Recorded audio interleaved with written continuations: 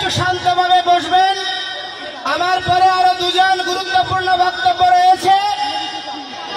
আমাদের সর্বপ্রবীণ সন্ন্যাসী রমেশানন্দ পুরী মহারাজ এবং তপনানন্দ গিরি মহারাজ, ওনাদের বক্তব্য পর্যন্ত আপনারা সবাই সঙ্গে থাকবেন।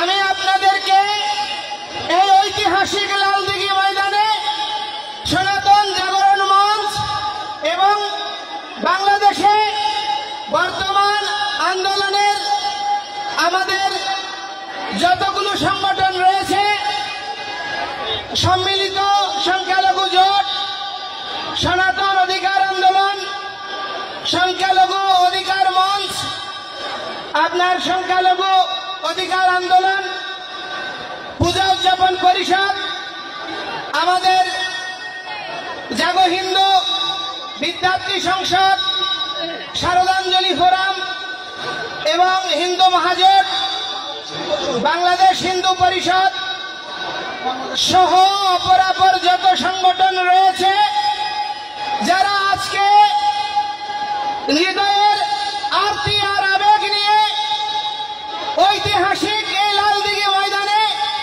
যেখানে স্বাধীনতার স্বপ্ন বপিত হয়েছে, যেই মঞ্চ থেকে 6 দফার দাবি ঘোষিত হয়েছিল, সেই ঐতিহাসিক মঞ্চে এই বাংলাদেশের ব্রিটিশের পরে পাকিস্তান এবং বাংলাদেশ অভ্যুদয়ের পরে আজ পর্যন্ত যে ঘটনাটি কখনো দৃশ্যমান হয়নি, বাংলাদেশের সমস্ত মঠ মিশন, সমস্ত সাধু সন্ত, সমস্ত মত পথের আজকে মহামিলন ঘটে গিয়েছে এই লালদিঘির ময়দানে। আমরা আপনারা যতই আমাদেরকে নিপীড়ন করবেন, যত নির্যাতন করবেন, আমরা তত বেশি ঐক্যবদ্ধ হব। আমাদের এই ঐক্যকে কোনোভাবে বিভক্ত করতে পারবেন না।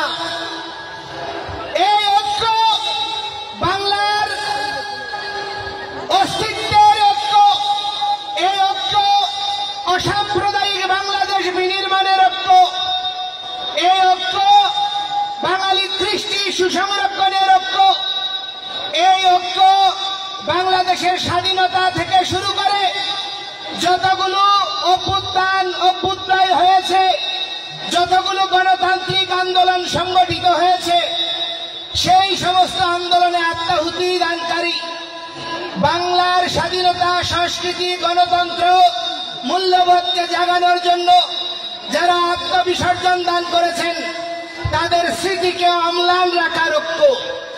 এই ঐক্যকে কোনোভাবে খণ্ডিত করা যাবে না। আজকে আমরা প্রবর্তক শ্রীকৃষ্ণ মন্দিরে, ইস্কন প্রবর্তক শ্রীকৃষ্ণ মন্দিরে সমস্ত সন্তরা বসেছি। সেখানে সর্বজন পূজ্য শ্রীমৎ তপনানন্দ গিরি মহারাজ, শ্রীমৎ কালীপদ ভট্টাচার্য, শ্রীমৎ সুব্রত ঠাকুর, যিনি মতুয়া সম্প্রদায়ের